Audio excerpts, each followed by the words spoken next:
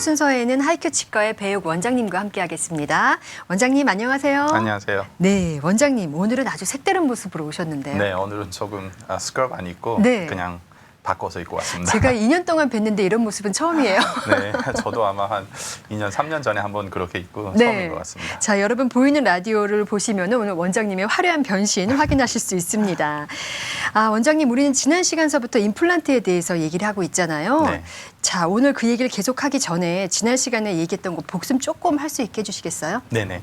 제가 지난 시간에는 뼈 이식에 대해서 이제 말씀을 드렸어요. 네. 이제 치과에서 가장 큰 어떤 혁신 중에 하나가 임플란트라는 말씀을 드렸습니다. 그래서 네. 그런데 이제 많은 분들이 임플란트에 대해서는 알고 계시는데 이제 뼈 이식에 대해서 조금 지식이 조금 불충분한 경우가 있으셔서 네. 이제 그런데 임플란트를 하는 데 있어서는 뼈 이식이 아주 병행되는 그런 때가 아주 많습니다. 그렇죠. 그래서 이제 제가 말씀드린 내용 중에 뼈 이식이 이제 임플란트에 왜 필요한가에 대해서 네. 말씀을 드렸고요. 그것은 이제 일반적으로 치아를 잃는다는 거에 있어서 어떤 뼈가 많이 부족하고 뼈를 잃었기 때문에 치아를 잃습니다. 그래서 네. 그 임플란트를 심기 위해서는 어떤 뼈의 두께와 그리고 높이가 있어야 된다고 말씀을 드렸어요. 네. 그래서 보통 이제 그리고 또 그 특성상 두께를 늘리는 일은 쉬운데 이제 높이를 높게 하는 것은 쉽지 않다고 그렇게 말씀을 드렸고요. 그러셨죠? 그리고 또 환자분들이 실제적으로 가장 궁금해하시는 것 중에 하나가 도대체 어떤 뼈를 쓰는가 네. 그거를 궁금해하시는데 이제 말씀을 드렸듯이 정제된 뼈를 쓴다고 그렇게 말씀을 드렸어요. 네. 그 보바인이라고 어떻게 말하면 이제 소뼈인데 그 소뼈를 그냥 쓰는 게 아니라 거기에서 이제 유기 성분을 다 빼고 미네랄 성분만 이렇게 구성을 하고 있는 그 정제된 뼈를 씁니다. 네. 그래서 결국에는 몸에서 이것이 그 미네랄이 들어오면 결국에는 그게 다 자기 뼈로 이렇게 바뀌는 거예요. 네, 결국에는. 자기 뼈처럼 똑같이 된다는 말씀이시죠? 그렇게 되는 상황이 되고 그리고 또 이제 어떤 환자분들 같은 경우에는 그 본인의 뼈와 네. 그리고 또 본인의 뼈를 채취를 해서 본인의 뼈와 그리고 정제된 뼈를 같이 쓰는 경우도 있습니다. 네, 본인의 뼈를 쓴다 그러면은 참 궁금해지는데요. 네네. 자, 어디서 채취할지 이런 것도 궁금해지거든요. 네, 예. 그래서 오늘은 조금 특별한 뼈 이식 수술에 대해서 말씀해 주신다고 하셨죠? 네네네. 그래서 오늘은 그 전에 이제 뼈의 이식의 종류에 따라서 몇 가지를 말씀을 드렸어요. 네. 그래서 그 말씀드린 게 치아를 뽑고 그 구멍이 나지 않습니까? 네. 그쪽에 이제 예를 들어서 어떤 염증이라든지 이런 게 다 제거되고 없는 상황에서는 치아를 바로 뽑고 이제 뼈 이식을 하는 경우도 있고요. 네. 그리고 뼈의 두께 제가 말씀드렸듯이 그것을 늘려주기 위한 그 시술을 임플란트 심기 전에 먼저 하는 그런 경우도 있습니다. 네. 그리고 어떤 경우에는 심하게 임플란트는 아니더라도 심하게 어떤 튜머라든지 아니면 뭐 문제가 있는 부분이 크게 뼈가 없어져서 네. 그냥 뼈가루로 할 수 있는 상황보다도 이제 통째로 이렇게 블럭처럼 해서 그거를 심는 경우도 있다고 말씀을 드렸어요. 그렇습니다. 그 세 예. 가지가 가장 통상적으로 사용되는 뼈 이식 수술이죠? 그렇습니다. 네. 그런데 이제 오늘 제가 말씀드리는 뼈 이식의 한 부분은 조금 다른 부분하고 조금 다른 부분이에요. 네. 예, 이유가 뭐냐면 우리가 상악, 그러니까 한국말로 하면 상악 후치부라 그럽니다. 상악 네. 후치부가 뭐냐면 위에 부분의 어금니 쪽이에요. 어금니 안쪽인가요? 예, 어금니 쪽이죠. 그러니까 네. 어금니부터 해서 첫 번째 어금니 뒤쪽으로 해서 두 번째 어금니까지 이렇게 있는데 네. 이 영어로는 뭐 maxillary posterior region이라 그러는데 그 위쪽 어금니 뒤쪽 부분은 아마 지금 방송 듣고 계신 분들도 그쪽을 임플란트를 하신 경우도 있으실 거고 네. 하려고 계획하시는 분도 있으실 겁니다. 그래서 이렇게 우리가 얼굴을 봤을 때 광대뼈의 이제 아래쪽이죠. 네. 광대뼈가 이렇게 튀어나와 있잖아요. 네. 그 아래쪽의 부분에 해당되는 쉽게 말씀드리면 첫 번째, 두 번째 어금니에 뿌리가 있었던 부분입니다. 네, 예, 약간 들어간 그쪽을 그렇죠. 말씀하시는 예, 거죠? 들어간 부분인데 그쪽 부분은 실제적으로 이렇게 단면을 보면 안에 빈 공간이 있습니다. 네. 예, 그래서 그 빈 공간을 사이너스라고 합니다. 그런데 많은 경우가 이 사이너스 공간이 있는데 불구하고 뿌리가 첫 번째 어금니, 두 번째 어금니 뿌리가 사이너스 공간에 이렇게 들어와 있는 경우가 있어요. 네. 그런데 사이너스 공간이 원래 이렇게 막으로 이렇게 덮여져 있는데 그 막을 뚫지는 않고 그 막 아래쪽으로 이렇게 뿌리가 나와 있는 경우가 있습니다. 그렇다면 뿌리가 좀 긴 편인 걸 말씀하시는 그렇죠. 거예요? 그러니까 이제 첫 번째, 두 번째 어금니, 상악, 그러니까 위쪽의 어금니들은 보통 그렇게 된 경우가 되게 많아요. 네. 예, 그렇게 되면 예를 들어서 그 치아를 뽑았다고 봤을 때 그 뿌리만큼 안 되더라도 뿌리와 비교될 만한 길이를 심어야 되거든요. 네. 그러면 쉽게 생각해 보면 뼈가 있어야 되는데 뼈가 없는 공간에다가 심어야 되는 상황이 되는데 그렇죠. 그렇기 때문에 그 공간에 이제 뼈 이식을 하는 거예요. 네. 그래서 우리가 처음에 제가 말씀드렸듯이 뼈 이식이라는 거는 뼈가 임플란트를 하기 전에 뼈를 다시 재생을 해서 그 공간과 그리고 높이를 이렇게 마련해 주는 건데 네. 위쪽 같은 경우에는 안 그래도 높지가 않은데 치아가 빠진 후에 그리고 또 많은 어떤 잇몸 질환으로 해서 뼈가 이렇게 없는 경우에는 아주 얇은 경우가 있어요. 그러니까 네. 그것을 두께 이제 높이 정도가 공간 바로 아래쪽의 높이가 한 3mm, 4mm만 되는 경우도 있습니다. 네. 그래서 위쪽 같은 경우에는 보통 심는 게 최소한 한 8mm에서 10mm 정도 임플란트를 심어야 되는데 그 말은 위쪽 높이를 사이너스 쪽으로 최소한 한 5mm 이상은 넓혀줘야 된다는 네. 거거든요. 그래서 그런 것들을 하는 시술이 영어로는 이제 사이너스 리프트라고 해요. 사이너스 리프트요? 그러니까 사이너스를 이렇게 올린다는 거죠. 네. 그러니까 사이너스 쉽게 말씀드리면 조금 전문적인 건데 사이너스를 올린다는 거는 사이너스 막을 이렇게 올려서 그 막과 그 사이너스 플로어라 그래서 그쪽 부분에 조금 더 뼈를 이식을 해서 쉽게 말씀드리면 그 임플란트가 심겨졌을 때 잡아줄 수 있는 그 공간을 마련해 주는 겁니다. 뼈하고. 듣기만 해도 쉬운 과정은 아닐 것 같아요. 네, 쉽지는 않고요. 네. 일반적으로 위쪽 어금니가 80% 한 90%는 제가 봤을 때는 네. 첫 번째 어금니, 두 번째 어금니는 사이너스 공간을 넓히는 이런 사이너스 리프트 수술을 해야 됩니다. 그렇다면 사실 대중적인 시술이네요. 그렇죠. 일반적으로 많이 하고는 있는데 네. 이제 이런 것들은 보통 전문의들이 많이 하세요. 네. 그 전문의라는 것은 구강외과 전문의나 아니면 그 페리던티스트, 그 잇몸 질환 전문의들이 일반적으로 하시는 분들도 있는데 네. 아주 세밀하게 치료를 해야 되고 그리고 또 수술 이후에 많이 붓는 경우도 있습니다. 그렇군요. 예. 이 사이너스 수술은 뼈 이식과 임플란트를 같이 할 수 있는 건가요? 사이너스 수술이 두 가지가 있어요. 사이너스 네. 프로시저가 두 가지가 있는데 한쪽은 예를 들어서 치아를 빼면 그 구멍이 나지 않습니까? 네. 그래서 그 치주골이라고 그러죠. 치주골 쪽으로 이렇게 수직으로 들어가는 경우가 있어요. 네. 그래서 그런 경우는 일반적으로 그렇게 많이 필요하지 않는 경우 한 3mm 정도, 4mm 정도를 늘려야 되는 그런 경우에는 그렇게 쉽게 말씀드리면 치아 빠진 방향으로 다시 넣어서 방법이죠. 뼈 이식을 하는 겁니다. 네. 그리고 다른 쪽 같은 경우에 제가 말씀드렸듯이 그런 어떤 뒤쪽에 두께가 한 3mm 정도 밑이나 이렇게 아주 얇은 경우 네. 그런 얇은 경우에는 그 광대뼈 아래쪽으로 구강 안쪽으로 해서 이렇게 움푹 파인 쪽으로 옆쪽으로 들어가요. 그러니까 잇몸 안으로 들어가는 거죠. 네. 이 lateral approach라 그러는데 네. 옆쪽으로 들어가서 그 사이너스 벽을 이렇게 약간 뚫어서 네. 그리고 막을 이렇게 밀어서 거기 안에다가 그러니까 어느 쪽에 이제 임플란트를 심을 거라는 걸 알고 그쪽으로 거기다가 뼈 이식을 해놓는 거죠. 네. 그래서 질문하신 내용이 이제 뼈 이식과 임플란트를 같이 할 수 있느냐 이렇게 말씀을 하셨는데 케이스 바이 케이스예요. 네. 상황이 많이 다른데 우선은 중요한 거는 임플란트를 어떤 곳에 이 위쪽 어금니 쪽이든지 어떤 곳이든지 상관없이 가장 1차적으로 중요한 것은 임플란트가 심겨졌을 때 이제 첫 번째 움직이지 않게 심는 거예요. 네. 그러니까 1차적으로 움직이지 않게 심을 수 있는 상황이 됐을 때는 이제 그런 뼈 이식 사이너스 리프트도 수술을 같이 하는데 보통은 lateral 그러니까 제가 말씀드렸듯이 옆으로 이렇게 수술을 하는 경우는 조금 뼈 이식을 많이 해야 되는 경우이기 네. 때문에 그런 경우에는 오히려 뼈 이식을 한 다음에 수개월을 기다리고 그 뼈가 굳어진 다음에 그 다음에 임플란트 심는 경우가 있습니다. 그래서 절차상 오래 걸릴 수도 있겠네요. 그렇죠. 그런 경우에는 조금 오래 걸리고 네.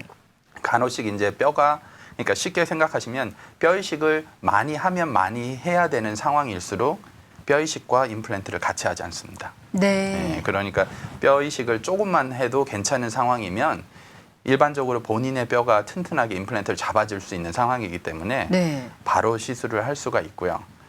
그런데 그렇지 않는 경우에는 보통 기다렸다가 튼튼하게 뼈가 이렇게 굳어진 다음에 임플란트 수술을 할 수가 네, 있습니다. 우리는 보통 좀 빨리빨리 해서 좋은 음식을 빨리 먹고 싶은 마음이 있으실 텐데 그렇죠. 예.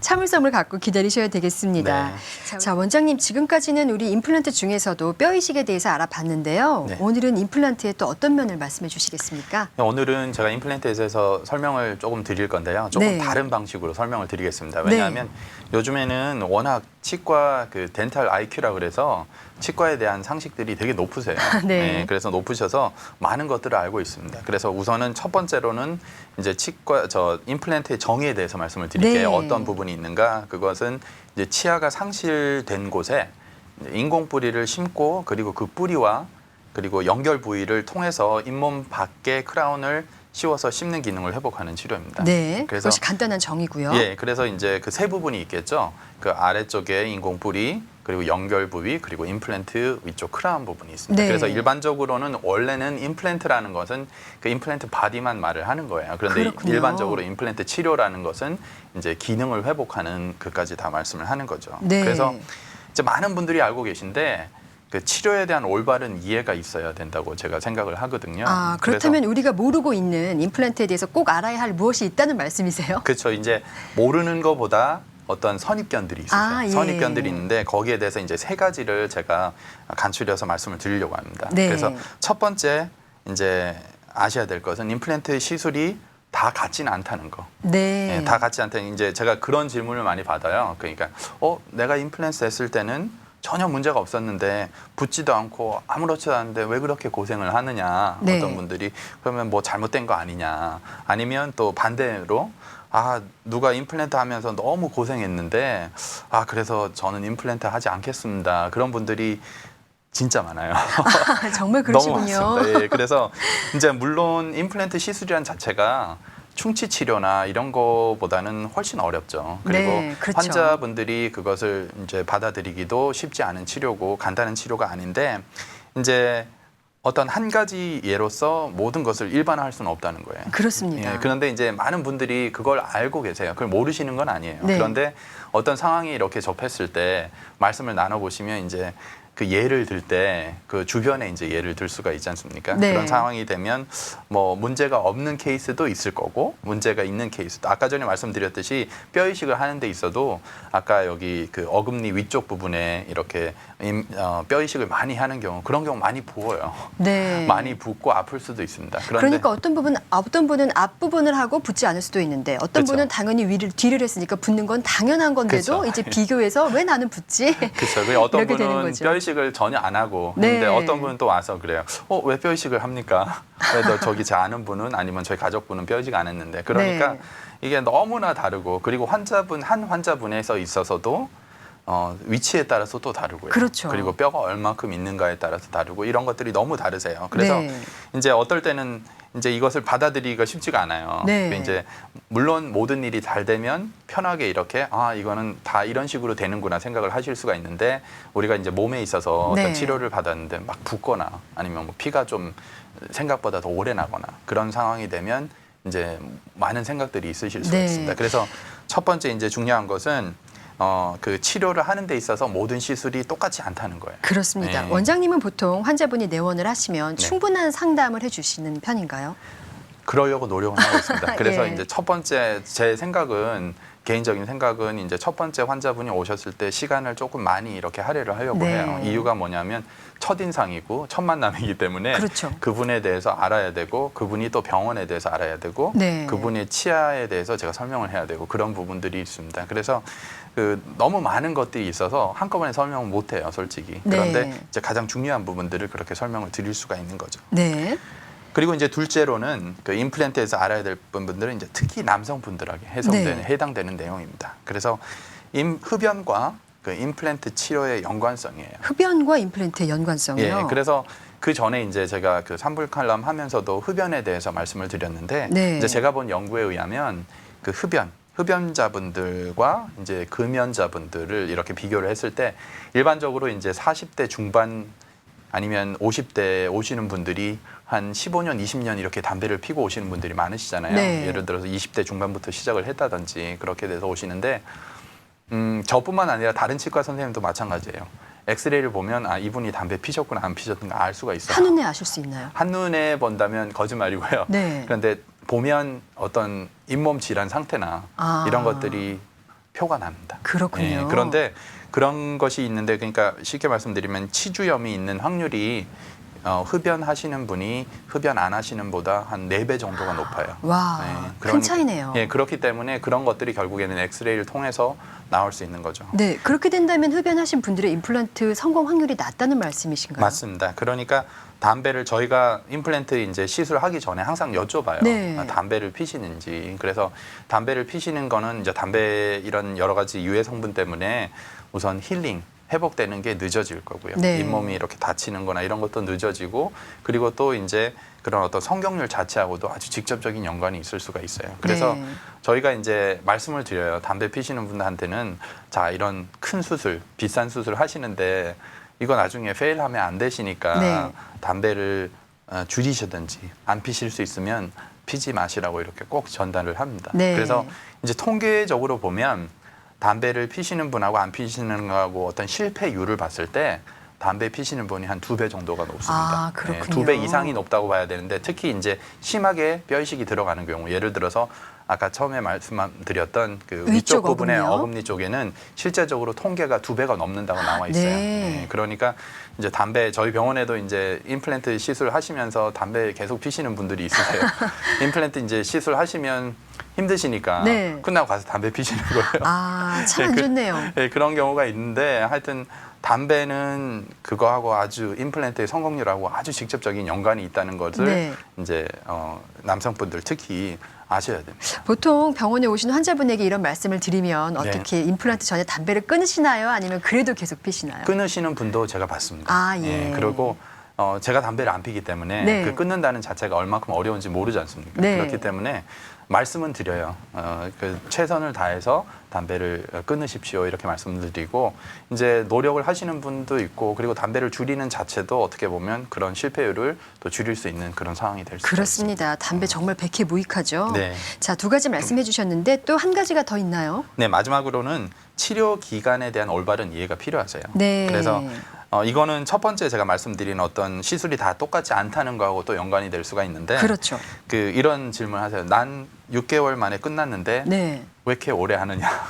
왜 1년이 넘게 걸리냐? 1년 반이 걸리냐? 이런 생각을 하시는 경우가 있어요. 네. 그래서 치료 기간에 대한 그런 것들이 결국에는 모든 임플란트 시술이 똑같지 않다는 거. 네. 그렇기 때문에 이제 그 시간이 오래 걸리는 거예요. 가장 이상적인 거는 치아를 바로 뽑고 이제 심을 수 있는 상황이 되면 돼요. 네. 그런데 이제 생각을 해보시면 이제 수술을 하는 저희가 왜 안 심느냐면 심으면 실패할 수 있기 때문에 아. 예, 그런 확률이 있기 때문에 그리고 그렇게 해서는 안 되기 때문에 하시는 거예요. 네. 그렇기 때문에 이제 예를 들어서 치아만 뽑고 거기 있는 염증을 다 드러내고 기다리고 그래서 어느 정도 몇 달 기다린 다음에 또 뼈 이식을 하고 기다리고 네. 그리고 그 다음에 임플란트를 하고 또 기다리고 그리고 이제 크라운을 하는 경우가 가장 오래 걸리는 경우예요. 아, 이제 그러네요. 그런 경우에는 이제 가장 심한 경우는 1년 반에서 2년 정도가 걸릴 수가 있어요. 네. 그런데 이제 일반적으로 봐서 치과 내원을 계속 하시는 상황이 아니기 때문에 보통 한 번 가서 수술하시고 또 기다리셨다가 또 가셔서 점검 받으시고 뭐 수술하시고 기다리시고 이런 식으로 하시는 거예요. 네. 그래서 그 기다리는 동안은 혹시 다른 조처가 있나요? 기다리는 그것에- 동안에 중요하죠. 중요한 것은 그쪽 부위를 이제 관리를 잘 하시는 예. 거예요. 그러니까 보통 치과에 가시면 어떤 식으로 하시라고 말씀을 드릴 거예요. 뭐 마우스 린스를 어떻게 하시고 양치질을 그쪽으로 어떻게 하시고 이런 것들을 말씀을 들으실 거예요. 네. 그래서 그런 관리하고도 또 그 기다리는 과정에 실패를 할 수 있는 상황도 있습니다. 그래서 네. 그런 것들이 전반적으로 다 이루어졌을 때 되고 그리고 이제 치과에서도 이제 치료를 하는 입장에서는 어떻게든지 빨리 해드리고 싶은 마음은 저희도 똑같아요. 그럴 것 같아요. 환자분이나 그런데 네. 이제 그런 어떤 원칙적인 문제에 있어서 그것을 했을 때 심지어는 그런 원칙을 지켜도 페일하는 경우도 있어요. 네. 그렇기 때문에 아주 조심조심히 가야 되는 겁니다. 모든 시술의 그 절차와 시기는 전문의께서 완전히 확인하시는 게 가장 좋을 것 같습니다. 그렇죠. 조금 시간이 오래 걸리더라고요. 어떤 분들은 시간이 너무 길어서 임플란트 안 하시는 경우도 있어요. 네. 그런데 시간 되게 빨리 갑니다. 맞아요. 그렇기 때문에 한번 치료받고 기다리는 동안에 어느 날 벌써 이제 크라운을 해야 되는 상황이 오실 거예요. 네. 그래서 시작이 반이라고 이렇게 시작을 하시고 기다리고 그리고 또 오히려 이제 시술하시는 병원에서 오래 기다리라고 말씀을 드리는 거는 그만큼 더 이렇게 튼튼하게 그렇죠. 꽉 잡아주기 위해서 한다고 생각을 성공 하십니다. 확률을 높이기 위해서 기다리라고 하는 거죠. 그렇습니다. 예, 원장님 그런데 보통 이 이빨을 그렇게 치아를 빼고 기다리는 동안에 사실 어금니 쪽은 괜찮은데요. 네네. 앞니 쪽을 임플란트 하신다. 그러면 약간 보기에도 문제가 있지 않을까요? 그렇죠. 이제 앞니 같은 경우가 아주 힘들어요. 네. 환자분 같은 경우도 힘들고 이제 일반적으로 플리퍼라 그래서 임시 틀니를 이렇게 만들어 드리는데 네. 그 임시 틀니가 또 임플란트를 심은 곳이나 뼈 이식을 한 곳에 닿으면 안 돼요. 네. 그래서 이제 치과 가시면 그걸 많이 갈아드려요. 그리고 갈아드리고 닿지 않도록 왜냐하면 움직여져서는 안 되거든요. 네. 그 마이크로 무브먼이라 해가지고 그 치아가 조금이라도 움직이면 나중에 페일을 할 수가 있어요. 네. 그래서 불편하시지만 뭐 틀니 임시적으로 이렇게 하고 계신 경우 그렇게 하시면서 이제 있는 경우가 있습니다. 그래서 이제 오래 기다릴 때 말씀하신 대로 힘든 경우가 바로 그런 경우예요. 어금니는 원래 없었기 때문에 기다리는 거 외관상 아무렇지 상관없죠. 상관없는데 또 말씀을 계속 하시고 대화를 하셔야 되니까 앞쪽 같은 경우에는 그런 게 조금 힘드시고 그것 때문에 진짜 엄두를 못 내시는 분도 계실 엄두를 것 못 내시는 같아요. 그런 분들이 많습니다. 그렇습니다.